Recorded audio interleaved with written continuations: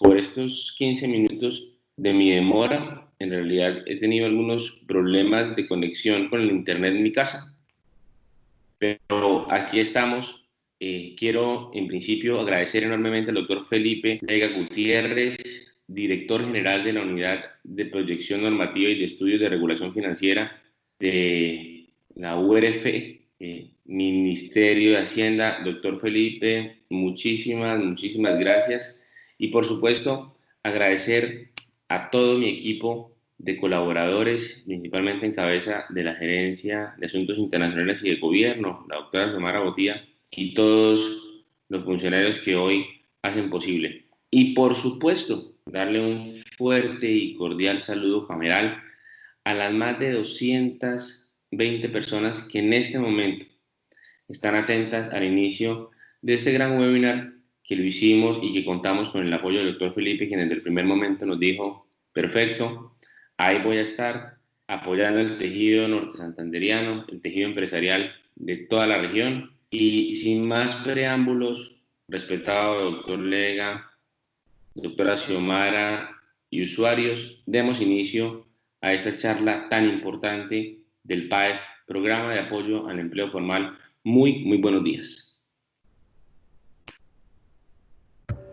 Gracias, doctor Héctor. Nuevamente, bienvenidos a todos ustedes. Reiterar el agradecimiento por su participación y, por supuesto, al doctor Felipe Lega Gutiérrez. Queremos informar cómo va a ser la dinámica de este webinar, de esta socialización.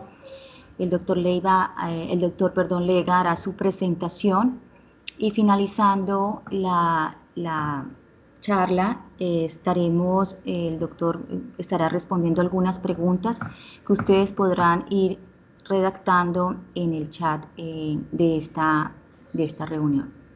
Doctor Felipe Lega, bienvenido. Muchísimas gracias por atender esta invitación. Muchas gracias, Xiomara. Primero que todo, doctor Santalla, muchísimas gracias por esta invitación. Al contrario, agradecido yo de poder tener este espacio. Lástima no haber tenido la oportunidad de poder visitar la hermosa ciudad de Cúcuta, pero bueno, por lo menos tenemos la oportunidad de hacerlo por este medio y poderles comunicar este programa de apoyo al empleo formal, que sabemos que es muy esperado por parte de todo el tejido empresarial colombiano, muy necesario en medio de esta coyuntura. Entonces, de nuevo, el agradecimiento más bien del lado nuestro por brindarnos este espacio y ojalá pues poder resolver todas las dudas que surjan. Espero abordarlas en la presentación y si no, como mencionaba Xiomara, poderlo atender una vez finalicemos la presentación. Yo tengo unas diapositivas que más bien como de apoyo, incluso nos pueden servir para la presentación inicial. Voy a intentar compartirlas. No sé cómo hago, pero voy a intentar. Pensé que la lograba, pero si me permiten un minuto, que algo pasó.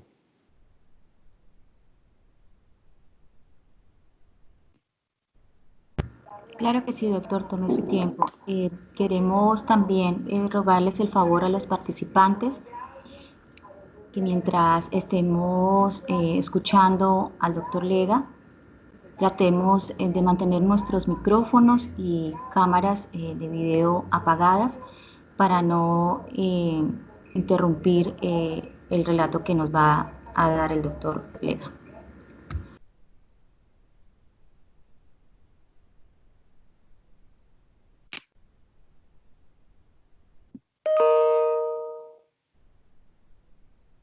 Quiero aprovechar la oportunidad y a los participantes de este webinar, quienes deseen y así lo puedan hacer en el chat de esta conversación o a través de las diferentes redes sociales. Por favor, nos pueden dejar sus comentarios también acerca de qué otras actividades o webinar fundamentalmente quisieran que se desarrollaran por parte de nuestra Cámara. Asimismo, darle un cordial saludo a todas los televidentes de tu canal. Hoy este webinar se transmite en vivo para todo el sector y todos los barrios de la ciudad de San José de Cúcuta. ¿Me confirman si están viendo la pantalla? Perfecto. Sí, señor. Perfecto. Mil disculpas por la demora, pero perfecto, empecemos. Entonces, como les mencionaba, este es el programa, como lo denominamos, el programa de apoyo al empleo formal. Quiero contarles, empezar un poco la generalidad del programa y muy importante entender cuál es el objetivo que nos estamos trazando mediante el despliegue y la implementación que estamos realizando en este momento del programa, y es básicamente apoyar y proteger el empleo formal. Y esto es muy importante, reiterar la importancia de la formalidad en todas sus dimensiones, y en ese sentido poder apoyar y proteger esta generación de empleo y este contrato de trabajo que existe entre el empleador y el empleado, que va a ser muy importante además a la hora de que logremos ir superando la coyuntura y logremos un proceso de reactivación, en la medida en que protejamos este tejido empresarial y protejamos el contrato laboral que existe, como lo estamos diciendo, entre empresa y trabajador, que es muy importante para que esta reactivación se dé de la forma más rápida y más eficiente posible. En ese sentido, es un subsidio directo que se le da a los empresarios frente a los trabajadores dependientes con los cuales ha mantenido este contrato laboral. Ya, obviamente, ahora entramos un poco en los detalles, que supongo que surgirán varias dudas, pero el objetivo primordial es ese: apoyar y proteger este empleo formal. ¿Quiénes son los beneficiarios? Y esto, ustedes saben, probablemente lo han oído en las conversaciones que ha habido a nivel, públicas. Inicialmente se ha planteado únicamente para personas jurídicas y entidades sin ánimo de lucro contribuyentes. Finalmente se amplió el ámbito de aplicación no solamente a estos, a personas jurídicas, sino también aclarando que aplicaba a consorcios y uniones temporales, así como a las personas naturales, estas últimas con unas condiciones especiales, y es que no sean una persona expuesta políticamente. Esto según el decreto 1674, que dicta quiénes son estas personas expuestas políticamente, básicamente los altos funcionarios del gobierno, y que tengan al menos 3 empleados, obviamente, de nuevo reiterando todo esto dentro de la formalidad.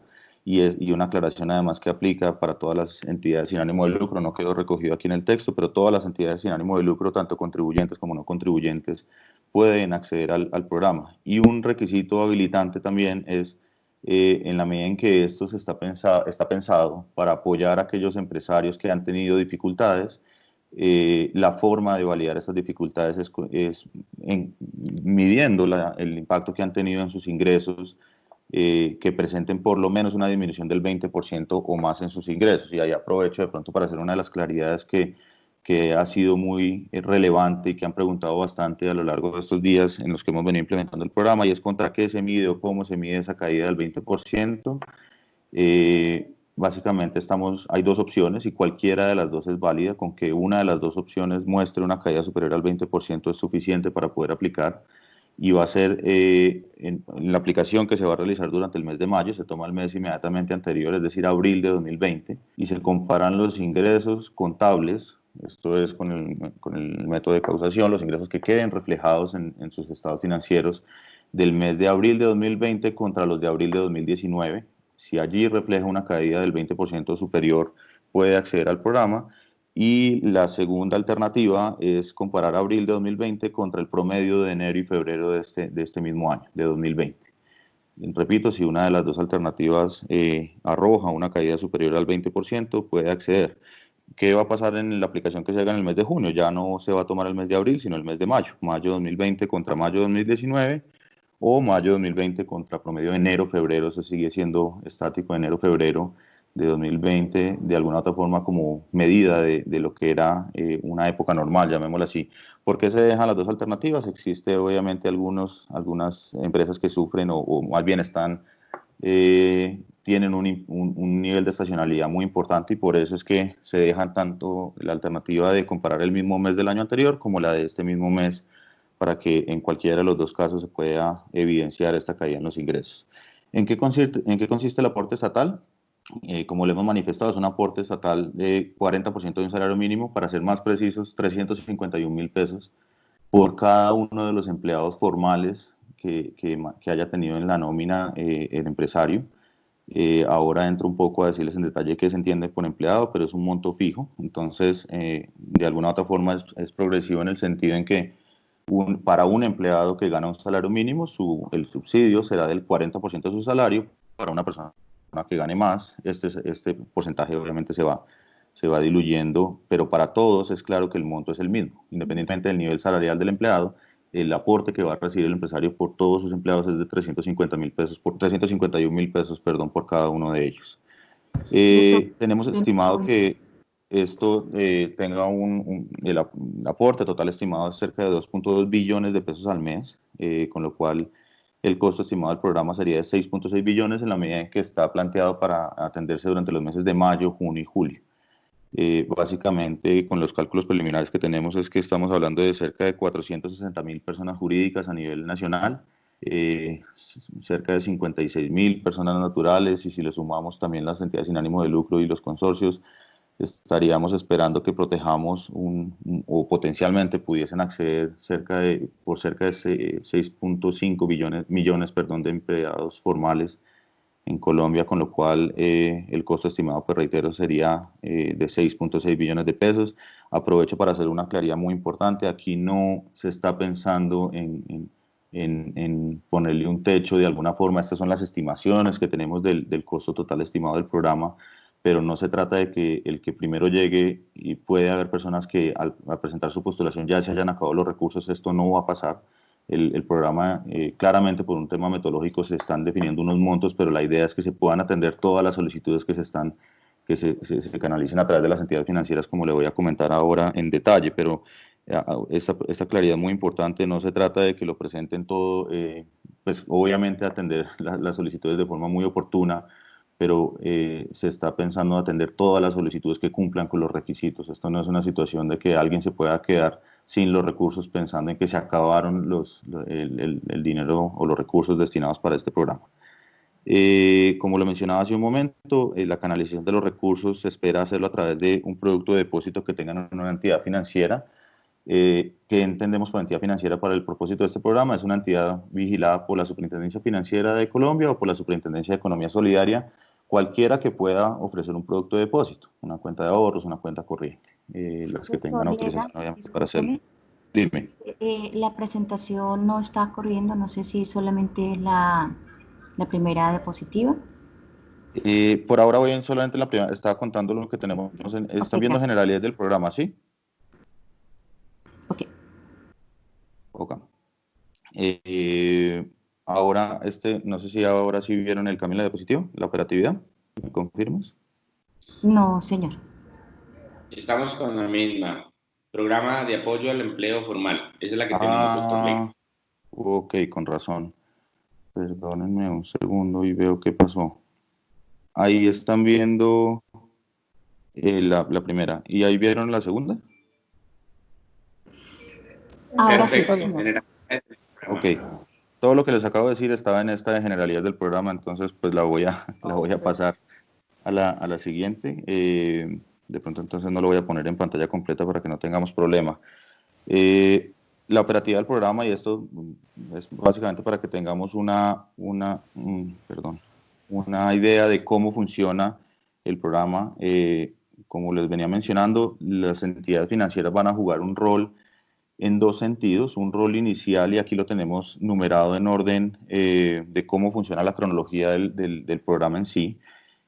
Un primer rol de recepción de los documentos y las postulaciones por parte de todos los interesados en participar en el programa, en ser beneficiarios del programa, en donde, como reiteramos, pues van a ser las entidades tanto vigiladas por la Superintendencia Financiera de Colombia como por la Superintendencia de Economía Solidaria. Ellos reciben esta documentación, y ahora entramos un poco en detalle de cuál es esa documentación que se requiere, que sé que es del total interés de todos ustedes.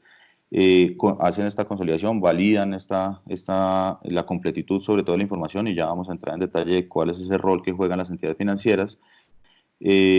Envían dicha información a la Unidad de Gestión de Pensiones y Parafiscales, a la UGPP, quien va a cumplir un rol centralizador y de validación y de verificación en todo el programa. Ellos verifican el cumplimiento de los requisitos, y sé que lo voy a pasar un poco rápido, simplemente quiero darle una trazabilidad muy rápida de cómo funciona el programa, y ya entramos en detalle en cada uno de estos pasos y verificaciones a qué se debe y qué es lo que se implica cada una de ellas. Como lo mencionaba, la UGPP verifica el cumplimiento de los requisitos y devuelve esta base de liquidación definitiva a las entidades financieras, para que a partir de ahí estas entidades puedan enviar una cuenta de cobro al Ministerio de Hacienda, particularmente a la Dirección del Tesoro Nacional, de forma tal que le pueda girar los recursos en una primera instancia a la entidad financiera para que la entidad financiera se lo pueda entregar al beneficiario que finalmente fue, o al postulante que finalmente fue beneficiario del programa. Este pues, es el mecanismo básicamente cómo funciona. Como les decía, vale la pena que entremos un poco en detalle en cada uno de ellos. Básicamente, como les mencionaba, los postulantes que deben hacer para cada uno de los desembolsos, y a qué nos referimos con desembolsos, va a haber uno durante el mes de mayo, uno durante el mes de junio, uno durante el mes de julio. Entonces, para cada uno de ellos deben presentar un formulario de postulación estandarizado, y aquí reitero un tema muy importante. Este formulario es determinado por la unidad, por la UGPP. El día de ayer salió la versión oficial de este formulario, pero es muy importante resaltar que si bien lo pueden encontrar publicado en la circular 001 que sacó la UGPP el día de ayer, es claro que el formulario lo encuentran en las entidades financieras, en la medida en que son ellos los que lo incorporan dentro de sus procesos para la recolección de las postulaciones. Entonces, es relevante que encuentran el formulario en la página de la UGPP, pero este no es el formulario que deben llevar. Les sirve como referencia para ver cómo se hace el diligenciamiento, pero el diligenciamiento oficial se debe hacer en los formularios que encuentran en las entidades financieras, y en particular en la entidad financiera con la que tengan un producto de depósito. Recordemos que esto es un requisito necesario para poder acceder al programa, contar con un producto de depósito en una entidad financiera. Se acercan a la entidad donde tengan el producto de depósito y le solicitan el formulario para postularse como potenciales beneficiarios del PAEF. Y obviamente muy importante, una certificación firmada tanto por el representante legal o la persona natural empleadora que tenga su registro mercantil, como por el revisor fiscal, si cuenta con revisor fiscal, si no contador, cuando no aplique tener revisor fiscal, donde certifique efectivamente que tuvo la caída del 20% en los ingresos por cualquiera de las dos opciones que les mencionaba anteriormente. Igualmente es muy importante que certifiquen que los empleados, y esto que sea el momento para aclarar algo, lo que se está reconociendo es una retribución frente a los salarios que se le pagaron a sus empleados durante el mes de abril. Estoy hablando puntualmente en la aplicación que se hace en el mes de mayo. Entonces, en el mes de mayo, la base que se toma para hacer todo el cálculo y la retribución al final se da sobre los salarios del mes de abril. Entonces, en este primer momento, el representante legal o la persona natural comerciante tiene que certificar que efectivamente le pagó todos los salarios a sus empleados, y solamente durante la primera postulación damos una flexibilidad para que aquellos empleados a los que no les haya podido pagar en su totalidad el salario del mes de abril lo haga a más tardar los primeros 5 días del mes de junio, situación que deberá certificar en la siguiente postulación, que efectivamente lo cumplió. Esto es una flexibilidad que es solamente para la primera postulación. Para la segunda y tercera postulación sí tiene que certificar que a todos sus empleados sobre los cuales se le está reconociendo el subsidio les pagó en su completitud del salario.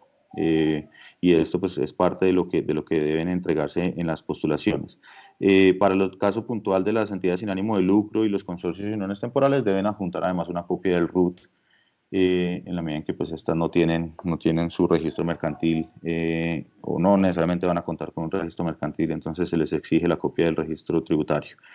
Ya les mencionaba lo importante de tenerlo para lo que se debe certificar para el pago de la nómina del mes anterior, que les mencionaba va a ser muy relevante para las aplicaciones que se hagan en el mes de junio y en el mes de julio, que es básicamente el rol que surten las entidades financieras. Aquí aclaro, las entidades financieras no tienen ninguna potestad ni son los que van a autorizar o no el subsidio. El rol principal de ellos se divide en dos partes. Primero, de la primera etapa, es en la recepción de documentos. Ellos deben validar la identidad y la calidad de la persona que está realizando la postulación. ¿A qué me refiero? Que la persona sí sea la que dice ser, obviamente, y partamos además de la base de que es un cliente de la entidad financiera, porque como les mencionaba, debe contar ya con un producto de depósito en dicha entidad financiera. Entonces valida que la persona sí sea, y hablando de personas jurídicas en particular, que sí tenga la calidad de representante legal para realizar la postulación a nombre de esa persona jurídica. Esa es parte de las validaciones que hace la entidad financiera, y obviamente la completitud de los documentos, que haya diligenciado a completitud el formulario de postulación estandarizado, que lo van a incorporar ellos dentro de sus procedimientos, así como las certificaciones que he venido mencionando. Entonces, aclarar esto, las entidades financieras no niegan o aprueban el subsidio, sirven como un filtro inicial de completitud y de validación de identidad y de calidad del postulante, y consolidan esta información para enviarla posteriormente a la UGPP. Aquí hago un paréntesis un momento y quiero resaltar un poco las fechas que hemos planteado para la postulación y la participación en el programa, particularmente para el mes de mayo. Esta recepción de las postulaciones se va a hacer desde este próximo viernes, desde mañana 22 de mayo hasta el 29 de mayo. Esto quiere decir que se pueden acercar desde el día de mañana a la entidad financiera con la que tengan un producto de depósito y lo van a poder hacer desde mañana hasta el siguiente viernes 29. Durante toda la semana se van a estar recibiendo las postulaciones en las entidades financieras, y en particular esto es relevante para el mes de mayo, en la medida en que ya estamos bastante avanzados, estamos ya hoy a 21 de mayo, en el mes de mayo se van a ir manejando entregas parciales o desembolsos parciales, si así lo quisiéramos ver, de los aportes, en la medida en que los primeros que se vayan acercando el día 22, 23, 24, etcétera, son los que vamos a comenzar a hacer los desembolsos a partir del 30 de mayo, 30, 31, y obviamente los que se presenten su postulación ya más cercano hacia el 29, lo van a estar recibiendo a más tardar el 5 de junio. Estoy hablando puntualmente para las postulaciones del mes de mayo. Ya para las postulaciones del mes de junio y el mes de julio, para el mes de junio se pueden postular desde el día 1 hasta el día 17 de junio, se van a recibir las postulaciones de nuevo en las entidades financieras, en el caso de julio desde el 1 hasta el 16 de julio. Las entidades ahí sí hacen una consolidación de la información y ahí sí va a haber un único pago que se realizará. Ahora les muestro las fechas específicas, pero ahí sí ya no se va a hacer en forma escalonada, llamémoslo así, en la medida en que se hayan recibido, sino va a ser un único pago que se realizará en uno, máximo en 2 días para todos los postulantes que hayan sido aprobados para los meses de junio y julio. Entonces, reitero, para los meses de mayo, y esto es muy importante, se pueden hacer las postulaciones desde el día de mañana, 22 de mayo, hasta el día 29. No tienen todos que ir el día de mañana viernes, pueden hacerlo desde el viernes hasta el siguiente viernes. Y en la medida en que se vayan recibiendo, pues se van a hacer los desembolsos desde el 30 de mayo hasta el 5 de junio. Importante reiterar además que una de las condiciones necesarias y las validaciones que se realizan además parten mucho de la planilla pila. En este sentido, es importante que al momento de realizar su postulación tienen que haber pagado la planilla pila correspondiente a la nómina del mes de abril. Esto significa, y esta planilla pila del mes de abril tiene que haberse pagado a más tardar el día de mañana. Para poder aplicar y que se tome la información para hacer las validaciones, tienen que pagar la planilla pila del mes de abril el día de mañana. Yo sé que se han desplegado algunas facilidades en el sentido de que no se incurre en intereses de mora, pero para acceder al programa es necesario que se haya pagado la planilla pila del mes inmediatamente anterior, que es el que se está tomando como base para la liquidación del programa, y en el caso particular del mes de mayo tienen que haber realizado el pago de la planilla pila a más tardar mañana, porque la información que no se cargue el día de mañana no será tenida en cuenta para la validación y posterior aprobación o negación del subsidio. Entonces es muy importante que esto lo tengan en cuenta y que se realice el pago de la planilla pila del mes de abril a más tardar el día de mañana. Como les decía, pues básicamente esta información se las envían las entidades financieras a la UGPP y realizan las validaciones, de nuevo una validación del registro mercantil cuando se deba contar con él y por el lado de las entidades sin ánimo de lucro y los consorcios del RUT. Validar además que el postulante solo presentó su postulación en una entidad financiera. Es claro que una empresa puede tener cuentas en varios bancos, lo que no puede pasar es que presente la postulación en varios bancos, solamente se realiza en un banco. O en una entidad financiera más bien, perdón, y en este sentido es importante además resaltar que en la entidad financiera donde se realiza la primera postulación es donde se deben realizar las siguientes postulaciones también. Si la hice en la entidad financiera A en el mes de mayo, debo mantener la postulación durante el mes de junio y julio en la misma entidad financiera. Y esta validación se realiza por parte de la UGPP, además, como les digo, pues que no se ha realizado una misma empresa, no ha realizado su postulación en 2 entidades financieras. Valida además que no sea en el caso de personas naturales, que no sea una persona expuesta políticamente, y en el caso de las entidades, de las personas jurídicas, además no es claro desde el mismo decreto legislativo que no aplica para las personas que sean públicas o que en las que la nación tenga una participación superior al 50%. No pueden aplicar a este programa. Unos requisitos muy importantes frente a la nómina, y esto ojalá pueda transmitirlo con total claridad, y si no, claramente estoy atento a las dudas para atenderlas una vez termine la presentación, y es que, como les mencionaba, se va a reconocer, hablemos puntualmente del mes de mayo, la postulación que vamos a hacer o que se van a comenzar a recibir desde el día de mañana. La base sobre la cual se hace la liquidación es la nómina del mes de abril, Entonces, quiero comenzar explicando qué es lo que se entiende por empleado en general, y es aquel sobre el cual se haya hecho la cotización durante el mes completo. Tuvo que haber tenido, y eso se ve reflejado en la planilla Pilar, una cotización durante el mes completo por un IBC de por lo menos un salario mínimo. De nuevo, recordemos que esto es un tema de los requisitos que están allí establecidos, que no haya estado en una situación de licencia no remunerada. En este sentido, de nuevo reiteramos que es un aporte que se está dando reconociendo esa remuneración que se le está dando a los empleados. Si el empleado estuvo durante el mes de abril en licencia no remunerada, no se va a tener en cuenta para la liquidación que se haga en el mes de mayo. Si en el mes de mayo ya pasó a estar activo, entre comillas, pues sí se va a reconocer, y lo mismo va a pasar en junio. No significa que si esa persona estuvo en licencia en abril ya nunca se va a reconocer, no. En los meses en los que no haya estado en licencia no remunerada sí se va a reconocer el subsidio sobre ese empleado. Pero si durante el mes estuvo en licencia no remunerada, es claro que ese empleado no se le va a reconocer al empresario el subsidio por ese empleado en particular.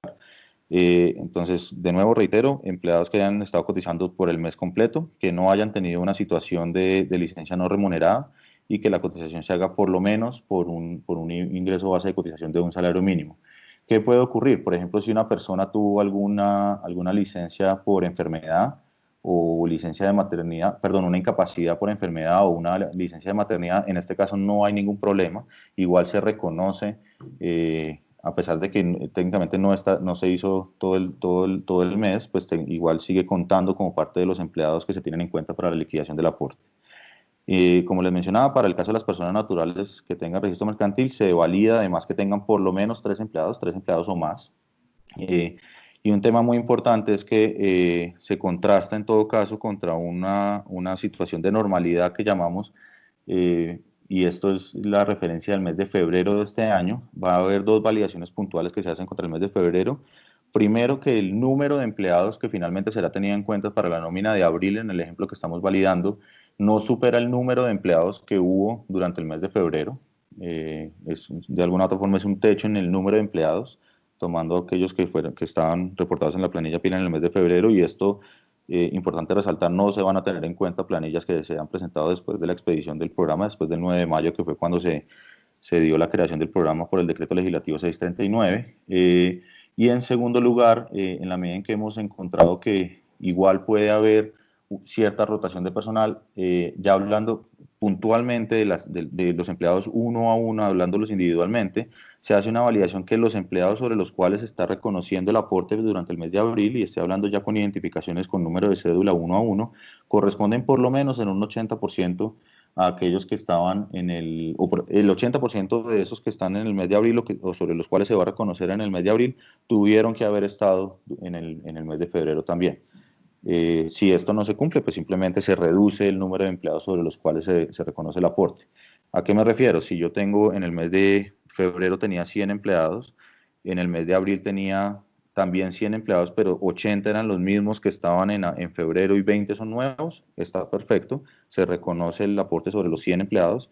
Pero si en febrero tenía 100 empleados y en abril tenía los mismos 100, pero solo 70 permanecen desde febrero, en este caso se reconoce el aporte sobre los 70 que estaban en febrero y sobre 17 que está de los nuevos. De los 30 nuevos solamente se reconocerá sobre los 17.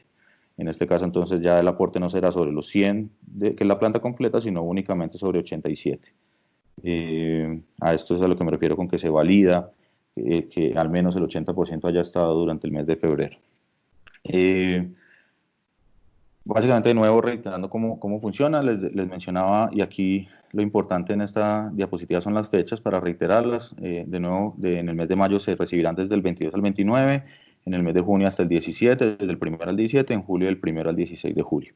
Esto básicamente lo que implica, y aquí lo podemos ver, se les entregan las entidades financieras a la UGPP, la UGPP les devuelve a las entidades financieras validando o ajustando el aporte por cada uno de los beneficiarios. Beneficiarios, recordemos que son los empresarios, y remiten la cuenta de cobro. Y como les digo, esto básicamente nos lleva a que el cronograma implica que se está pagando durante el mes de mayo a partir del 30 hasta máximo el 5, y en los meses de junio y julio sí se hará un pago que estará concentrado en los últimos días del mes, para todos los beneficiarios que finalmente queden cobijados por el programa en ambos meses. Muy importante, y es cómo estamos pensando cuál será de esas medidas de control y de seguimiento que se han venido desplegando. Importante reiterar que la UGPP puede adelantar en cualquier momento un proceso de cobro coactivo cuando encuentre que hubo beneficiarios que recibieron los aportes de forma improcedente. Esto puede darse o porque no cumplía con los requisitos de ingresos, por ejemplo, y esto será un tema de fiscalización posterior que hará la UGPP, o porque se encuentra que hubo falsedad en algunos de los documentos que estuvo presentando, o por cualquiera de las situaciones que demuestre que el aporte se le otorgó de una forma improcedente al beneficiario. Por ejemplo, que no le pagó el requisito de haberle cancelado la totalidad del salario de sus empleados. Si se comprueba que esto no ocurrió, se da un proceso de cobro coactivo a este empresario para que devuelva los recursos a los cuales no tenía derecho en la medida en que no le pagó los salarios a estos empleados por el mes correspondiente. Como lo decía, pues hará la verificación del cumplimiento de los requisitos, y es clave que obviamente se alimentará de información que recibe de la Dirección de Impuestos y Aduanas Nacionales, en particular pues para la validación de los ingresos, por ejemplo. Ya hoy pueden encontrar en un portal web que va a permitir la consulta de los beneficiarios y sus trabajadores. Esto todavía no está implementado en la medida en que hasta ahora se estaría comenzando a recibir la documentación, pero sí esperamos que a partir de que se comiencen a pagar estos aportes, se pueda consultar en la página web, que es la que despliego acá, www.gpp.gov.co/paef. Van a poder consultar toda la información referente al programa, la normatividad, y además va a haber un elemento de consulta, ya lo voy a retirar después, donde pueden consultar con el NID de la empresa si la empresa fue acreedora del aporte y sobre cuáles empleados fueron acreedores del aporte. Esto es muy importante porque va a ser parte de estos mecanismos de control que estamos desplegando allí para verificar el cumplimiento de los requisitos y que sepan todos cuáles fueron beneficiarios del aporte y quiénes no. De nuevo, niveles de control y supervisión, estamos viéndolo en 3 dimensiones particulares. A nivel institucional, pues ya les he venido mencionando el rol centralizador que tiene la UGPP, verificando el cumplimiento de todos los requisitos y llevando un registro consolidado de los beneficiarios. De nuevo, beneficiarios son los empresarios, así como de sus empleados. Entonces hay un control uno a uno de cada beneficiario, o sea, cada empleado con su lista de empleados con número de cédula sobre los cuales se les reconoció el aporte. Es un registro consolidado que se mantiene en la UGPP para hacer todas las validaciones del caso. Y claramente, como le mencionaba, pues hará uso de los procedimientos sancionatorios establecidos en el ámbito tributario cuando encuentre que hay lugar a ello.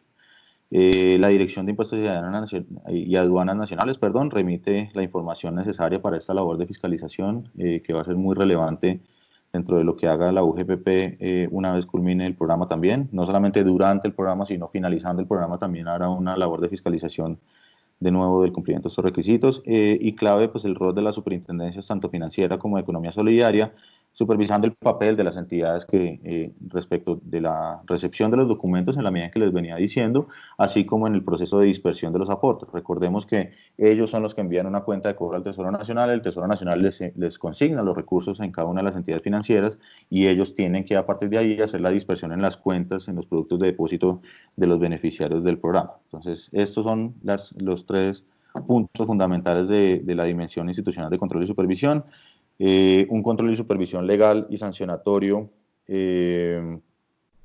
es reiterar de nuevo, estos son recursos públicos y es un esfuerzo muy grande que se está haciendo desde el gobierno nacional para que podamos llegar a proteger además ese tejido empresarial y de nuevo, como les mencionaba arrancando la presentación, a proteger ese contrato laboral, pero va a ser clave que se haga un uso adecuado de estos recursos y que los documentos obviamente correspondan a la realidad y que no se estén presentando documentos falsos o alterados para la presentación y la participación en el programa. En este sentido, reiterar que esos documentos, así como los recursos, son de naturaleza pública con todas las implicaciones que esto tiene.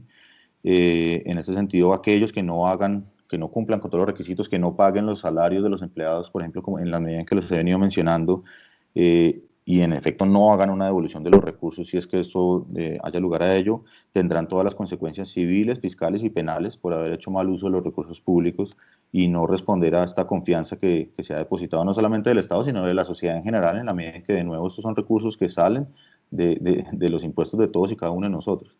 Entonces aquí se está defraudando no solamente a nosotros como implementadores del programa, sino en general a toda la sociedad colombiana que está haciendo un esfuerzo muy grande para brindar los recursos que no son menores. Recuerden que estamos hablando de 6.6 billones como costo total del programa y pues reiterar que es muy importante que se haga el uso adecuado de estos recursos para lo cual fueron destinados. En igual sentido, pues hará para los que reciban estos beneficios sin el cumplimiento de los requisitos o los reciban en forma fraudulenta como les venía mencionando. Y muy importante, ya les he venido contando algo de esto, un control desde la veeduría ciudadana, que siempre es muy importante. Como les decía, hay un portal web en donde la UGPP, pues hoy en día ya pueden encontrar la información del programa, pero también va a permitir, en la medida en que comencemos a hacer los pagos, un control, una consulta con el NID de la empresa de si esa empresa fue beneficiaria o no, y los empleados, cuáles de esos empleados fueron beneficiarios, de forma tal que cada uno de los empleados pueda además verificar y obviamente exigirle a su empleador también que efectivamente haya cumplido con esa obligación de haberle pagado su salario.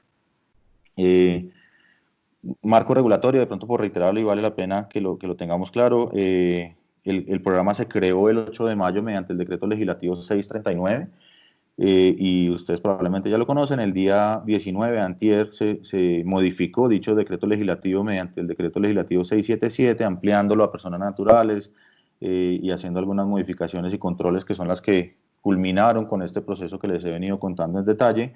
El día de ayer se expidió la resolución 1129 del Ministerio de Hacienda, describe además en detalle este procedimiento y las fechas que les he venido mencionando, y también el día de ayer salió la circular externa 001 de la UGPP, donde define además el formulario que se debe diligenciar. De nuevo reitero, esa circular la pueden consultar, en la circular está el formulario, pero el formulario no lo pueden descargar en esta dirección para consulta, para referencia, pero el formulario que deben diligenciar lo encuentran en las entidades financieras. Es allí donde deben acercarse a diligenciar las entidades financieras. Es claro que las entidades además, y así quedó recogido desde el mismo decreto legislativo 639, deben propender además por favorecer los procesos digitales y virtuales para la recolección de esta documentación. Ellos están precisamente trabajando el día de hoy fuertemente para a partir de mañana poderlo recibir, obviamente en los canales presenciales, pero también en los canales virtuales, de forma tal que se pueda reducir, obviamente, y en este momento es muy importante que mantengamos estas medidas de virtualidad que nos favorecen para el distanciamiento social, que es muy necesario en este momento mantenerlo. Este es básicamente el marco regulatorio en resumen, como les venía mencionando. Básicamente esta es la presentación. Entonces, si quieren, espero haber atendido como en detalle, pero obviamente, y como lo mencionaba Xiomara al comienzo, quedo atento a las preguntas que hayan surgido. No sé cómo lo quieran manejar. Bueno, doctor Felipe, muchísimas gracias. La verdad, queremos que descanse unos minutos mientras nosotros vamos a ir haciendo aquí el conteo de preguntas. De verdad, qué mejor que haber escuchado de sus palabras. Primero, la importancia que reviste el esfuerzo que hace el gobierno nacional por cada uno de los empresarios en Colombia. Y por supuesto, desde la unidad que usted bien preside, pues que fueron conocedores de primera mano de este programa para poder resolver las dudas y las inquietudes que tienen nuestros empresarios hoy aquí en Norte de Santander. Un webinar que, como le comenté, doctor Felipe, con una participación muy activa, más de 200 empresarios hoy están conectados abiertamente con nosotros en todas nuestras redes, y qué bueno que podamos conceder unos minutos. Tenemos aproximadamente unos 20-25 minutos de conformidad con el tiempo que hemos establecido en el webinar de 1 hora y 30 minutos. Puede resolver esas inquietudes que estamos seguros usted y su equipo de colaboradores nos pueden ayudar. Entonces, en el momento en que usted a bien disponga, vamos a empezar a hacer una lectura pequeña de las preguntas de mayor relevancia. Le pedimos a todos aquellos empresarios que se encuentren conectados a través de Facebook, de Instagram y de Twitter, también nos pueden enviar por ese medio sus preguntas y nosotros pues estaremos muy pendientes de poder resolverlas.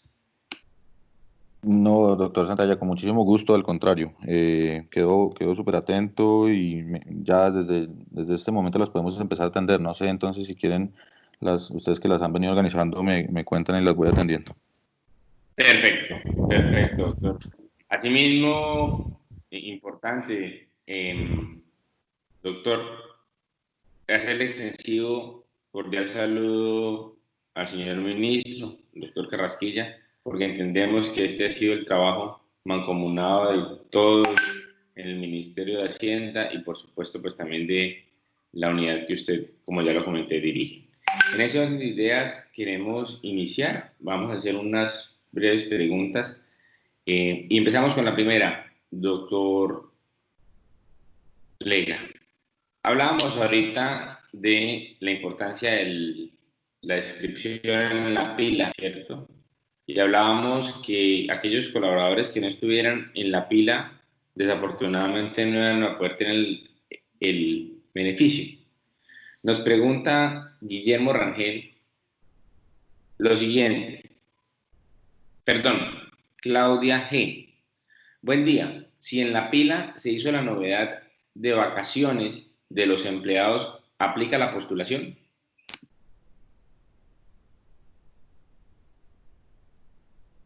Perdón, estaba hablando con el teléfono, el micrófono apagado. Sí, es claro que sí. Estas novedades no, de nuevo, lo importante es que se haya hecho la cotización durante el mes completo y es claro que una persona que está en vacaciones igual es sujeta de la cotización durante el mes completo, pero esto no exime de nuevo de la responsabilidad de haberle pagado el salario. Entonces la respuesta puntual es sí, pero de nuevo con la obligación, como la tienen con el resto de empleados, los cuales no gozaron de vacaciones, de haberle cancelado el salario.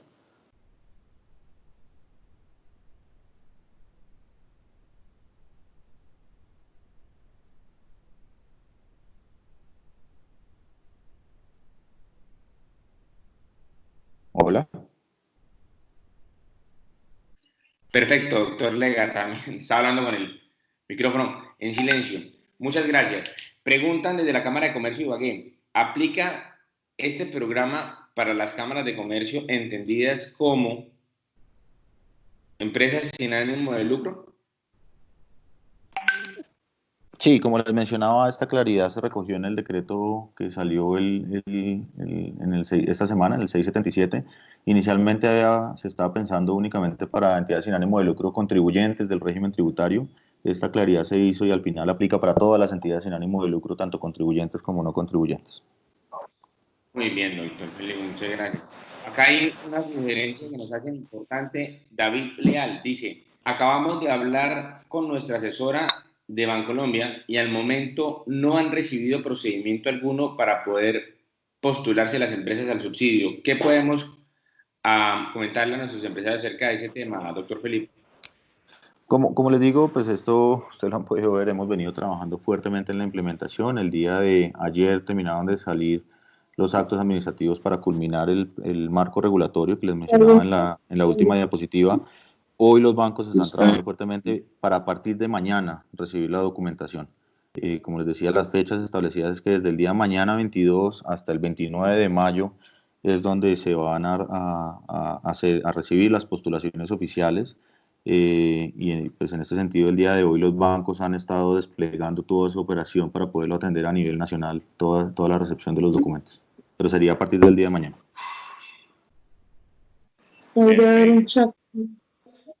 Doctor, muchísimas gracias. Seguimos aquí nosotros leyendo. Nos hacen esta pregunta. A ver, ahí debe haber algo para escribir.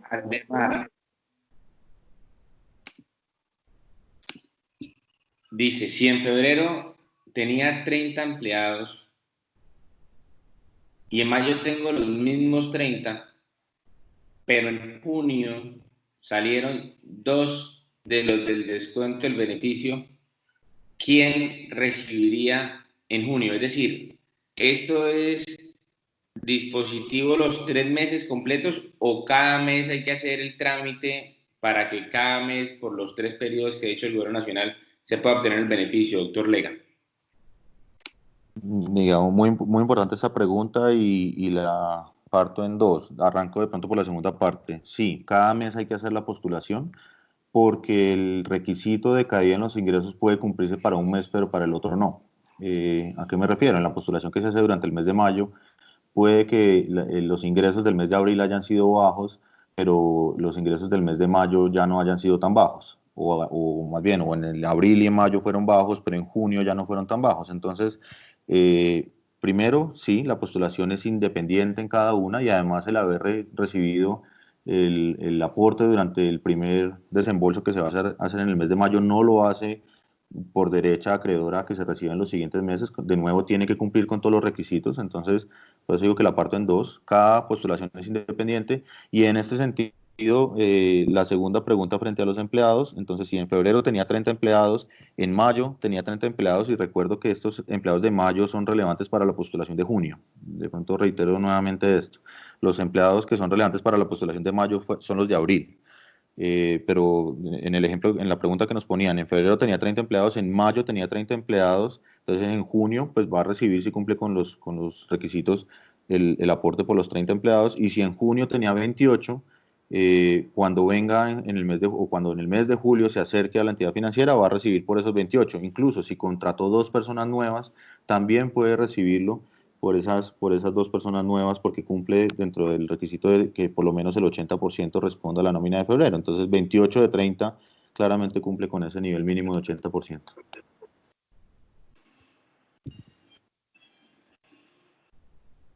Perfecto. Gracias, doctor Felipe. Ya volví. Había, lo que les he dicho, estoy experimentando problemas de internet, pero aquí estamos de nuevo. Doctor Lega, nos pregunta Diana M. Dice, la selección del método para el cálculo de la disminución se debe utilizar para los 3 meses de postulación o puedo cambiar el método que se utilizó en mayo para el mes de junio. Puede cambiarlo, cada postulación, como mencionaba en la pregunta anterior, es independiente. Entonces, para la postulación de mayo puede haber aplicado 2020 contra 2019 y en la siguiente 2020 contra enero, febrero, y no hay ningún problema.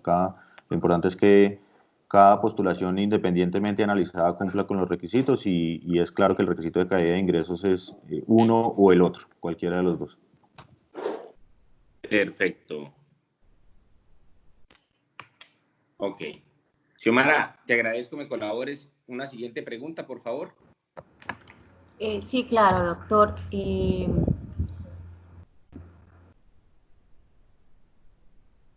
Si una persona natural tiene 3 empleados en la fila de febrero, pero a hoy tiene 2 empleados, ¿podría aplicar al programa? Nos lo pregunta Sorani Parada. No, lamentablemente no. Como les decía yo, el requisito es que tenga 3 empleados y esto es cierto obviamente para el mes sobre el cual se está postulando. Entonces, si durante el mes de abril o el mes de mayo o el mes de junio tenía solo 2 empleados, no puede aplicar el programa.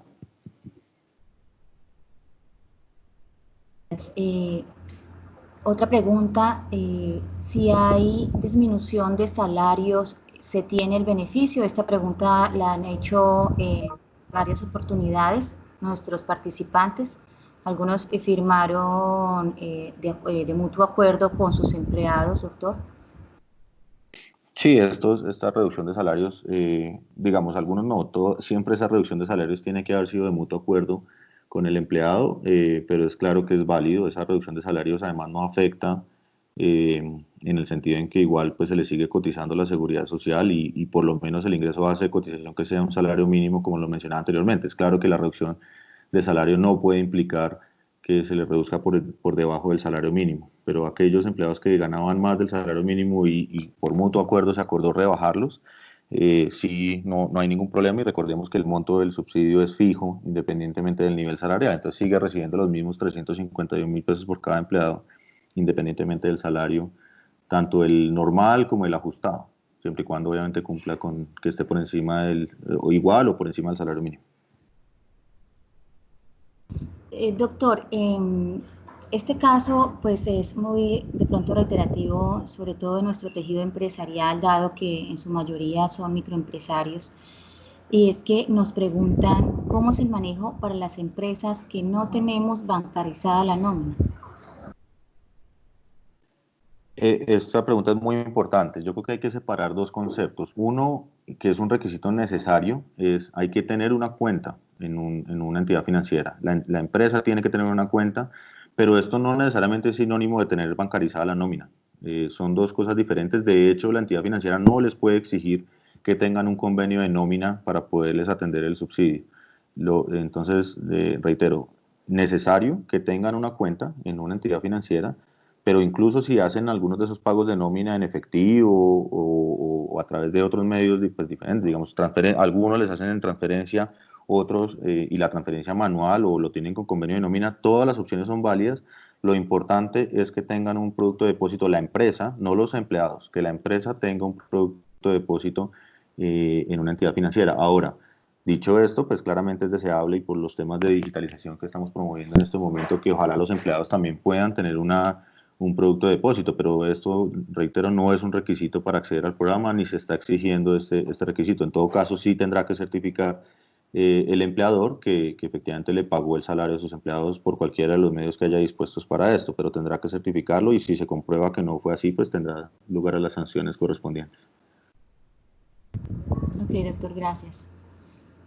Otra pregunta nos dicen, es decir, que la postulación es por quincena o por mes, porque en el formulario hay una casilla donde solicita indicar si el primer, segundo o si es el primer, segundo o tercer aporte. ¿Ese aporte hace referencia a mes o quincena? A mes, es a mes, la postulación es una vez al mes, independientemente de que la empresa pague quincenal o mensual. El reconocimiento, y como lo hemos venido mencionando, es por el mes completo. Y como les digo, pues se hace además a final de mes el desembolso correspondiente. Entonces, cuando hablamos de primera postulación, segunda postulación o tercera postulación, para un caso normal, llamémoslo así, es mayo, junio, julio. Lo que pasa es que puede haber una empresa que en mayo no se postule, pero en junio sí. Entonces, para esa empresa la primera postulación va a ser junio, pero siempre las postulaciones van a ser una vez al mes y siempre dentro de uno de esos 3 meses, dentro del mes de mayo, dentro del mes de junio, dentro del mes de julio. Por eso es que no puede haber más de 3 postulaciones, solamente caen en esos 3. Obvio, puede haber menos de 3 postulaciones. Ok, doctor, nos piden aquí que por favor podría explicar sobre la verificación de cumplimientos de requisitos sobre la pila, la liquidación del 80% sobre la nómina del mes de febrero de 2020. No, Claro, no es muy claro. claro que sí. Voy a poner de pronto, utilizo nuevamente el ejemplo que les decía y voy a utilizar 2 ejemplos. Uno simple, llamémoslo así, uno que ya nos comienza a mostrar cómo aplican esos controles. Entonces, para números redondos, había una nómina de 100 personas individualmente identificadas durante el mes de febrero, digámoslo con las cédulas del 1 al 100, llamémoslo así. En el mes de abril, yo tenía también una nómina de 100 personas, pero pues esas 100 personas solamente 80 estaban durante el mes de febrero también. Entonces, y 20 son nuevas. 20 son nuevas personas que contraté que no estaban en el mes de febrero. En ese sentido, la postulación se hace sobre una nómina de 100. Entonces, primera validación, ¿la nómina de 100 es superior a la nómina de 100 que había en febrero? No. Entonces, primera medida lo cumple porque el techo de número de empleados que es 100, que fue el que tenía en febrero, lo cumple sin problema. Segundo control, mínimo el 80% estaba en febrero. La respuesta es sí, 80 de 100 estaban en febrero, entonces cumple sin problema. Entonces a esa persona se le reconoce 100 por 100 empleados, 100 por 351.000. Así haya habido 20 empleados nuevos. Claramente esto va a ser cierto con 20, con 19, con 18 o con ningún empleado nuevo, en el ejemplo que le estoy poniendo. Segundo ejemplo, mantengamos las 100 personas de febrero, sino que en el mes de abril también tenía 100, pero solo 70 eran nuevas. Solo 70 estaban en el mes de febrero. Entonces, es claro que esos 70, pues ya estamos hablando de un porcentaje que es menor a ese 80% mínimo, ya sería un 70%. Entonces, lo que aplica el control es, como yo solamente le puedo reconocer hasta un 80% de la nómina que está en febrero, entonces esos 70 son el 80% de 87,5. Entonces, en realidad es de 87. Entonces, se le reconoce sobre un número de empleados de 87, de los cuales 70 serán los que estaban en febrero y 17 serán parte de esos 30 nuevos, de esa bolsa de 30 nuevos, se le reconoce solamente sobre 17. ¿Sobre cuáles 17 de esos 30? Aleatorio. La UGPP hace aleatoriamente una asignación dentro de esa bolsa de 30, a cuáles 17 le asigna este aporte. No sé si eso de pronto responde la pregunta. Ok, doctor, gracias. Esperamos que así sea. De igual manera, pues, de pronto tomando un poco su disposición y con nuestro tejido empresarial, doctor, en caso tal que no queden resueltas algunas dudas, ¿sería posible enviárselas posteriormente a su correo electrónico para que de pronto estas puedan ser subsanadas? claro que sí, cuenten con eso, que me ayuden a canalizarlo y cuenten con que se lo responderemos. Bueno, doctor, le voy a hacer tres preguntas, o tres últimas preguntas, dado el tiempo también. La primera de ellas es la siguiente. Buenos días, mi consulta es respecto a propiedad horizontal. Somos residencial sin ánimo de lucro, no declaramos renta, pero sí presentamos medios magnéticos. La cuota de administración se siguió facturando normal, pero obviamente el flujo de caja disminuyó a los meses anteriores, se ve reflejado en el estado de cartera. Hay posibilidad de ingresar al programa teniendo claro que lo facturado no se vio afectado, pero sí el flujo de caja y teniendo en cuenta que intereses de mora no se facturaron durante este mes. Digamos ahí, cuando les comentaba que la metodología que se utiliza para la verificación de los ingresos es de causación, en este caso entonces no aplica, y esto tiene una razón de ser y es que la verificación sobre un cambio en situación de caja es muy difícil de comprobar. Y recordemos que estos son recursos públicos y que tienen que desplegarse todos los controles adecuados. En este sentido, la decisión que se tomó es que la metodología es con causación, no con flujo de caja, entendiendo que ya en este caso la afectación que va a tener esa entidad ya va a ser es un tema de liquidez. Digamos, hay otros mecanismos mediante los cuales se pueden atender esas preocupaciones de liquidez, pero en este caso y la respuesta puntual a la pregunta es no, porque no va a tener una afectación en los ingresos en la causación que en la medida en que pues, se siguen causando esas cuotas. Entonces no podría acceder. Ok, doctor, perfecto, muchas gracias. La segunda pregunta es la siguiente. Mi empresa de transporte tiene 40 empleados administrativos en nómina, y 160 conductores a los cuales no les paga salario, toda vez que ellos tienen un salario a destajo. Haciendo claridad que sobre todo los 200 empleados se paga la seguridad social. ¿Los 160 conductores tienen derecho al beneficio?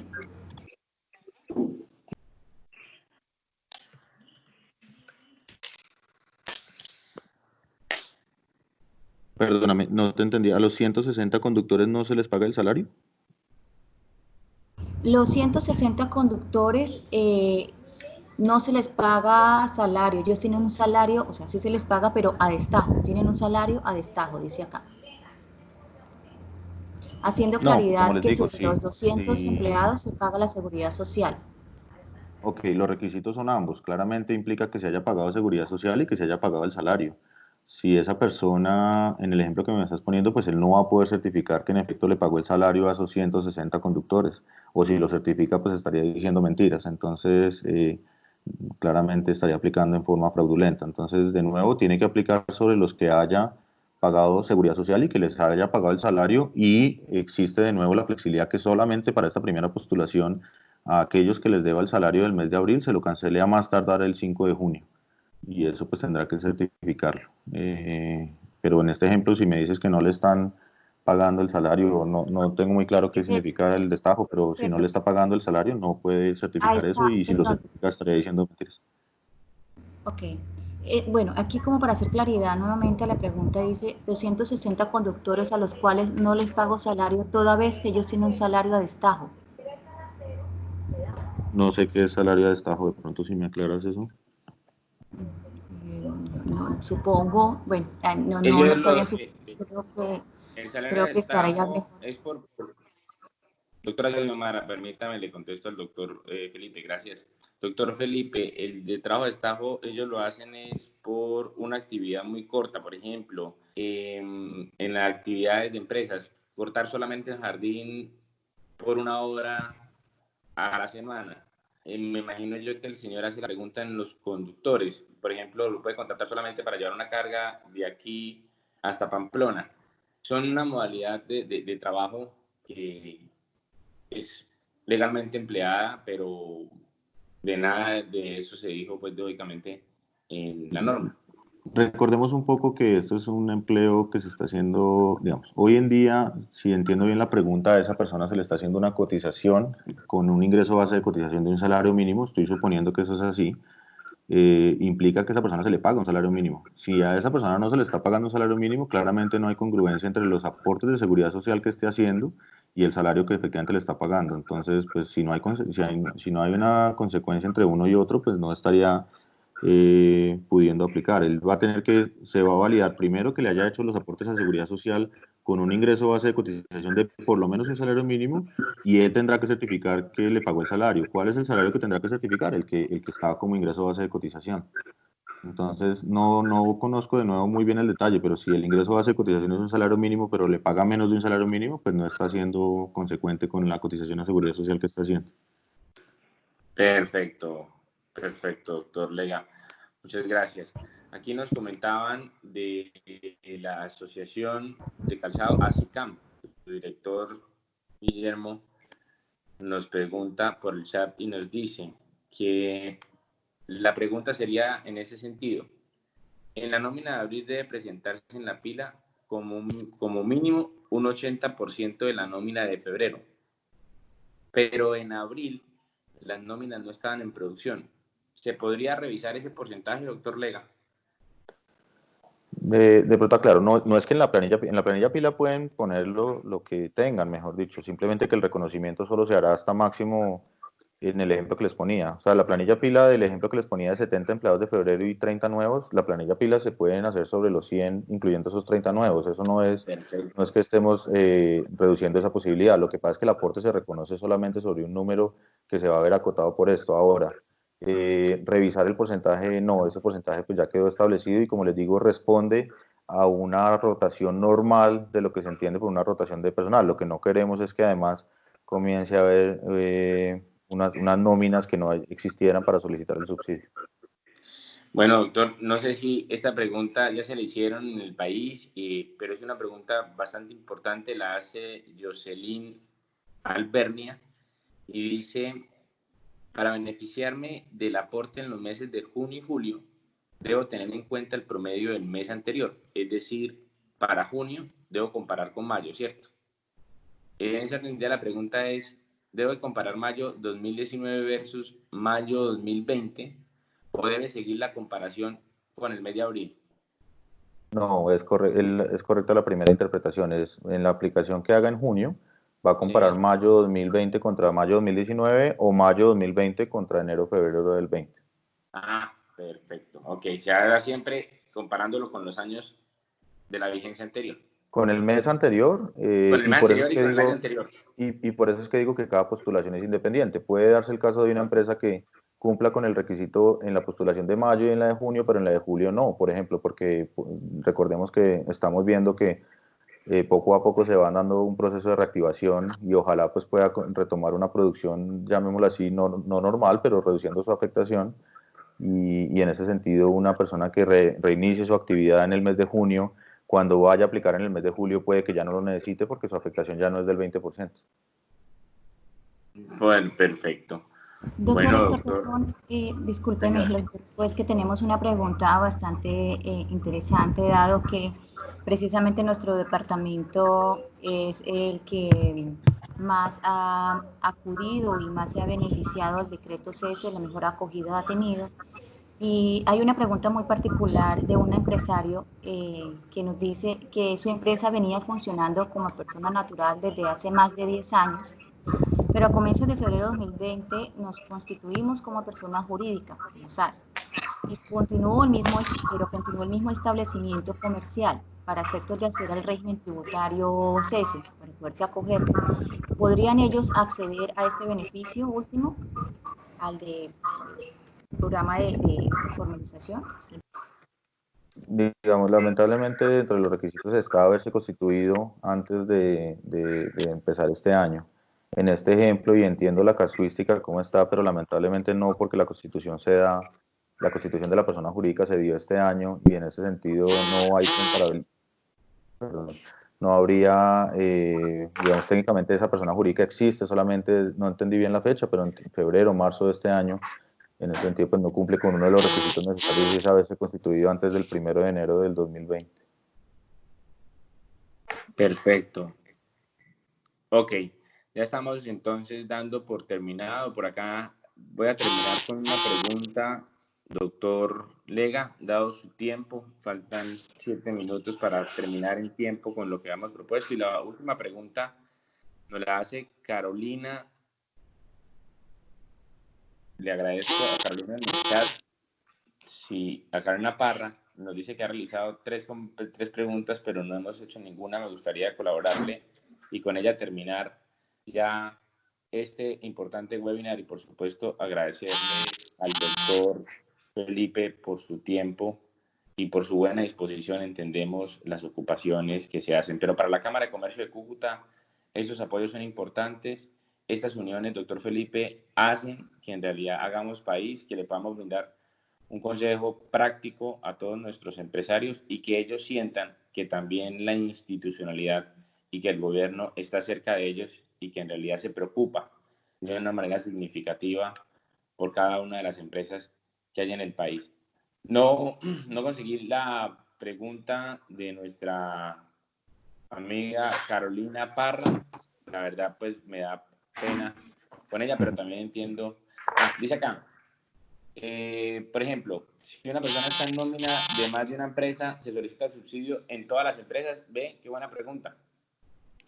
No, solamente, pues, digamos, la empresa lo puede solicitar, pero solamente se le va a reconocer en una empresa, en la primera que se habilite la postulación, exacto. Ese control también lo hace la UGPP. Ok, perfecto. Doctor Felipe, aprovecho, de pronto vi estaba mirando en el chat, de pronto hay una que veo que me parece muy relevante y es una relacionada con los créditos de nómina que tienen garantía del Fondo Nacional de Garantía, y qué bueno, aprovecho que la vi porque no abordé esa claridad y esto es muy importante. Entonces, esos créditos, recordemos que los entregan las entidades financieras para atender estas necesidades de la nómina de las empresas y tienen una garantía bien alta del 90%. En ese sentido, si una empresa le solicitó, digamos, continuemos con el ejemplo, la postulación que se hace en el mes de mayo, le solicitó la empresa al banco un crédito de 100 pesos para la nómina que le vale 100 pesos, y ahorita se le reconoce el aporte, el PAEF, por 40 pesos, lo que tiene que hacer es que si la nómina completa valía 100 y le prestaron 100, él tiene que prepagar 40 de esos 100.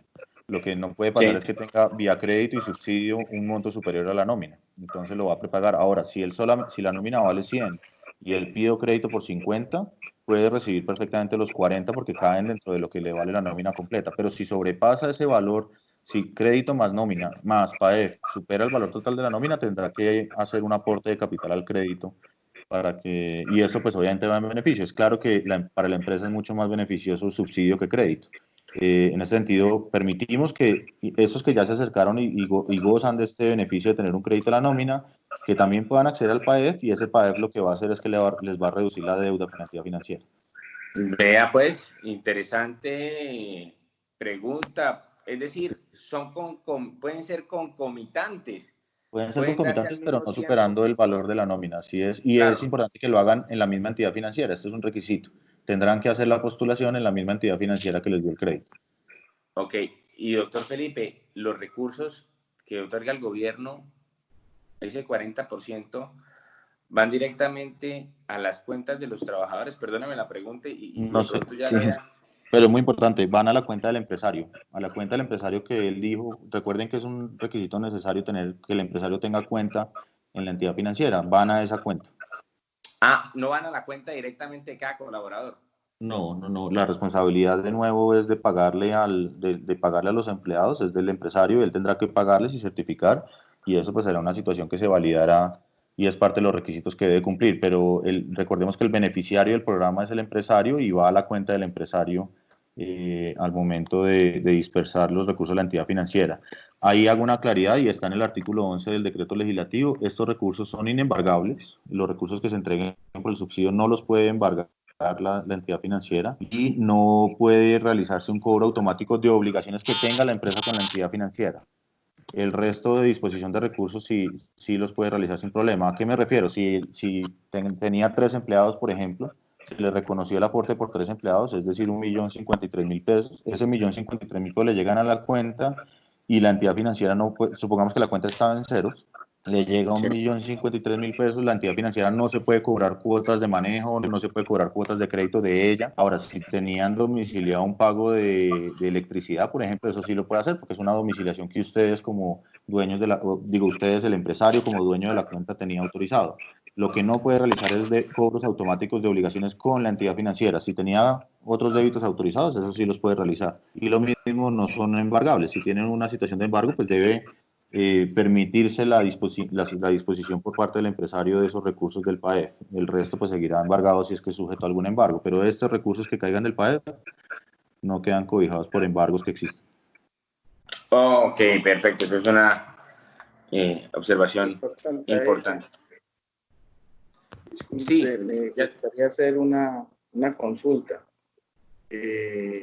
Teniendo en cuenta que esta normativa se rige y se ha diseñado a nivel nacional, principalmente por la estadística como se encuentra el país, pero con las circunstancias que se planean desde Bogotá, nosotros como región de frontera somos una zona atípica, de las cuales somos la más alto índice de desempleo a nivel nacional, estamos entre ellas. Podría solicitarse, se tenga en cuenta la posibilidad de incluir a las empresas nuevas que se han organizado este año con mira a la generación de empleo, porque pues se tiene en cuenta las empresas que tienen antigüedad, pero las empresas que se están formando ahorita, sería muy valioso ese apoyo pues en esta coyuntura tan difícil para todos, ¿no? Y sobre todo que somos una zona que es atípica. Aquí es la mayor información que se puede ver. Ok, es una buena pregunta y con eso cerramos, terminamos, doctor Felipe.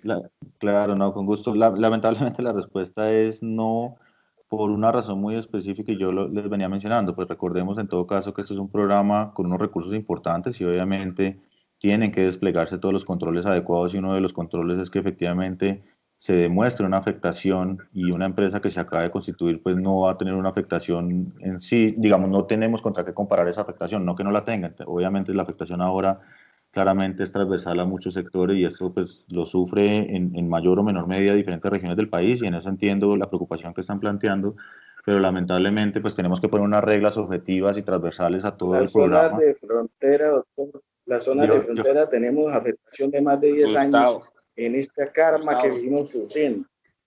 Yo sé que no se puede. Gracias, doctor. Gracias, Gustavo, muy amable. Doctor Santalla, yo quedo, no hay ningún problema, no, y entendemos obviamente el tema, de pronto quería era como reiterar, lamentablemente pues esta casuística y sé que hay algunos temas que pueden parecer que uno se pudiese atender con una casuística particular, pero lamentablemente pues dada la masividad del programa, pues hay que desplegar unos controles estándar y transversales a todo el programa. Recordemos que esto aplica obviamente a nivel nacional y son unos recursos importantes que tienen que tener estos niveles de control desplegados en forma adecuada. Entonces, esta es la razón por la cual no se pueden tener estas casuísticas incorporadas allí y pues es muy lamentable los casos particulares. Ojalá pues se puedan acceder a varios. Esto es uno de los esfuerzos que se está haciendo desde el gobierno nacional, no es el único. Hay otros esfuerzos en los que ojalá se puedan acceder. Ahí se han venido desplegando líneas de crédito para trabajadores independientes. Con las microfinancieras se va a lanzar ya muy pronto una línea para estas entidades de microfinancieras y atender microempresas. Ojalá pues estas personas afectadas encuentren también una solución en estas otras medidas que se han venido desplegando. Lamentablemente, particularmente en el país, pues no lo podrán hacer. Bueno, doctor Felipe, queremos de verdad entonces con esto finalizar este importante webinar. Somos conscientes de las grandes dudas y preguntas que quedan. Nosotros trataremos con el equipo de la Cámara de Comercio y muy seguramente con el apoyo también de la unidad del doctor Lega, poder terminar de resolver estas preguntas. Desafortunadamente los tiempos, como todo, pues son muy cortos. Agradecerle enormemente a las más de 180 personas que aún siguen conectadas desde las 9 de la mañana con un total de seguidores importantes. Agradecerle a tu canal que pudo transmitir en vivo la señal de este webinar y por supuesto agradecerle a usted, doctor Felipe, por su participación, por su tiempo y por querer también formar parte de la transformación que hoy vive todo el tejido empresarial norte santanderiano. Somos conscientes y seguros de que se han resuelto una gran cantidad de dudas que nos permitirán acceder de manera rápida, ágil y oportuna a este beneficio que sin duda alguna hoy presenta el gobierno nacional para seguir apoyando el tejido empresarial norte santanderiano. A mi equipo de trabajo, muchísimas gracias, a toda la gerencia y sus colaboradores. Doctor Felipe, despida usted este webinar. Muchísimas gracias. No, doctor Santalla, es con muchísimo gusto. De nuevo, cuenten con todo el canal abierto para resolver todas las dudas. Nuestro mayor interés es que podamos atenderlas y que todas las personas que cumplen con los requisitos pues puedan acceder a este programa que va a ser muy relevante para mantener, como les decía yo, este tejido empresarial. Sé, ustedes son unos valientes, sé el esfuerzo que hacen y este emprendimiento y todo lo que requiere, y en la medida en que podamos con ese tipo de medidas apoyarlos, pues bienvenido, y solucionarles todas las dudas. Cuenten con este canal de comunicación abierto, y al contrario, de nuevo, mil gracias a ustedes por este espacio y quedamos muy atentos. Bueno, doctor Felipe, muchísimas gracias a todos.